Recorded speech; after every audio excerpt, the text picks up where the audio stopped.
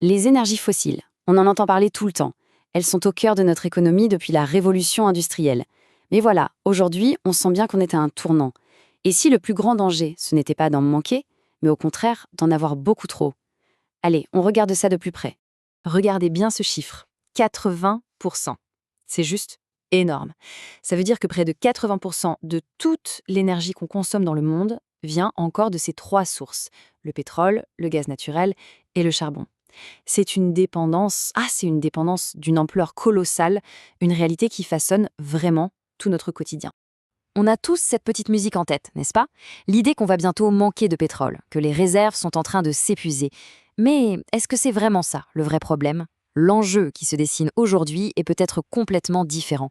En fait, le souci, c'est moins la rareté que les conséquences de notre abondance.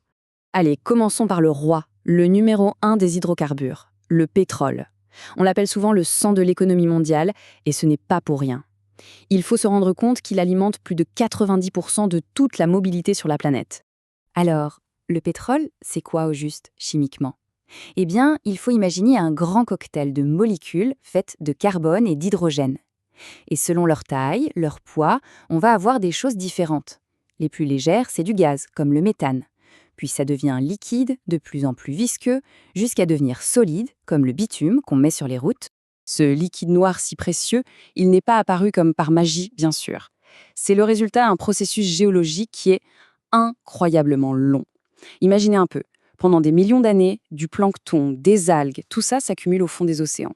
C'est ensuite recouvert, enseveli, et ça se met à cuire sous une pression et une chaleur dingues. Ce pétrole, une fois formé, il remonte tout doucement jusqu'à se retrouver coincé, formant les gisements qu'on exploite aujourd'hui. Et alors, qui contrôle cette ressource stratégique? Ce graphique nous montre les poids lourds de la production en 2019. Et là, il y a un truc vraiment fascinant à noter, la première place des États-Unis. Une position qu'ils ont conquise en grande partie grâce à ce qu'on a appelé la révolution des huiles de schiste. Bon, on produit tout ce pétrole, mais pour en faire quoi au final? La réponse est sans appel, les transports. Plus des 3/4 du pétrole qu'on consomme, c'est pour faire rouler les voitures, voler les avions et naviguer les bateaux. Mais il y a un autre secteur super important, c'est la pétrochimie. C'est elle qui transforme le pétrole en plastique, en textile et même en engrais. Ok, passons maintenant au gaz naturel. On l'entend souvent présenté comme une sorte d'énergie de transition, vous savez, le cousin un peu plus propre du pétrole et du charbon. Voyons voir ce qu'il en est. Le gaz naturel, en gros, c'est surtout du méthane. Sa formation est très liée à celle du pétrole. En fait, quand la cuisson de la matière organique se fait à une température encore plus élevée, eh bien, au lieu de produire un liquide, ça produit du gaz. La géopolitique du gaz est tout aussi complexe.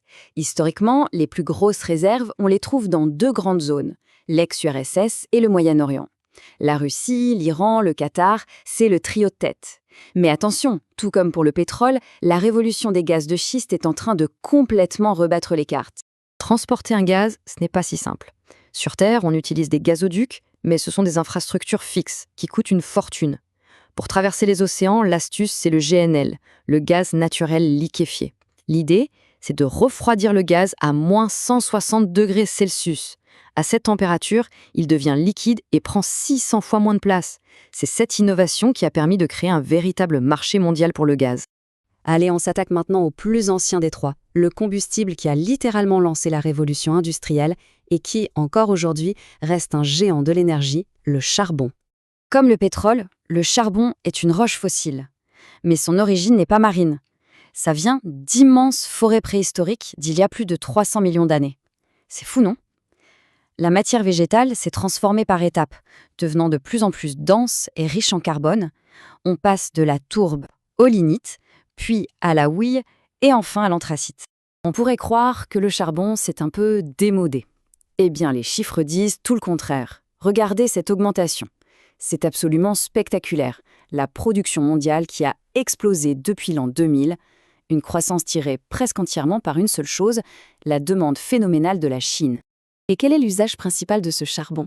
À une écrasante majorité, il sert à produire de l'électricité. Les 2/3 du charbon extrait dans le monde sont brûlés dans des centrales. Ça en fait la première source d'électricité sur la planète. Il est aussi indispensable pour fabriquer de l'acier. Bon, mettons de côté les énergies de combustion un instant et penchons-nous sur une autre source d'énergie non renouvelable, mais qui fonctionne sur un principe totalement différent. l'énergie nucléaire. Pour bien saisir la puissance du nucléaire, il y a un fait qui est juste stupéfiant. L'énergie libérée en fissionnant un seul petit gramme d'uranium, eh bien, c'est l'équivalent de ce qu'on obtient en brûlant plus d'1 tonne de pétrole. La densité énergétique est tout simplement dans une autre dimension. Mais exploiter une telle puissance, c'est un processus industriel extrêmement complexe. De l'extraction du minerai à son enrichissement, sa transformation en combustible, son utilisation en réacteur, puis le traitement du combustible usé et la gestion des déchets, tout ce processus, c'est ce qu'on appelle le cycle du combustible nucléaire. Voilà, après ce grand tour d'horizon, revenons à notre question du début. Si le problème, ce n'est pas qu'on va manquer de ces énergies, alors c'est quoi? Eh bien c'est ça, le paradoxe de l'abondance. Pour bien comprendre ce paradoxe, il faut absolument distinguer deux mots-clés. D'un côté, il y a les ressources. C'est tout le potentiel qui existe, même celui qu'on n'a pas encore trouvé. De l'autre, il y a les réserves. Ça, c'est seulement la partie qu'on a identifiée et qu'on peut extraire de manière rentable avec la technologie d'aujourd'hui. C'est capital, car la technologie ne cesse de transformer des ressources en réserves. D'ailleurs, les compagnies énergétiques classent même ces réserves par niveau de probabilité. Les réserves prouvées sont celles qu'on est quasi certain de pouvoir extraire. Les probables et possibles sont plus spéculatives. C'est simplement une façon de gérer le risque avant d'investir des milliards. Et c'est là qu'on arrive au cœur du sujet. Nos réserves, notamment avec les nouvelles technologies, sont considérables. On a assez d'énergie fossile pour des décennies, voire des siècles. Le véritable problème n'est pas le risque d'en manquer, mais bien celui de les utiliser et de subir les conséquences climatiques de leur combustion. Cette phrase résume parfaitement la situation. L'âge de pierre ne s'est pas terminé par manque de pierre. De la même manière, l'âge du pétrole ne s'achèvera pas par manque de pétrole. Il prendra fin parce que nous choisirons ou serons contraints de l'abandonner pour d'autres solutions. Et tout ça, ça nous laisse avec une question fondamentale pour notre avenir. Si la peur de la panne sèche n'est plus le moteur principal du changement, alors quels seront les catalyseurs? Technologiques, économiques, politiques ou sociétaux qui nous pousseront réellement à tourner la page des énergies fossiles?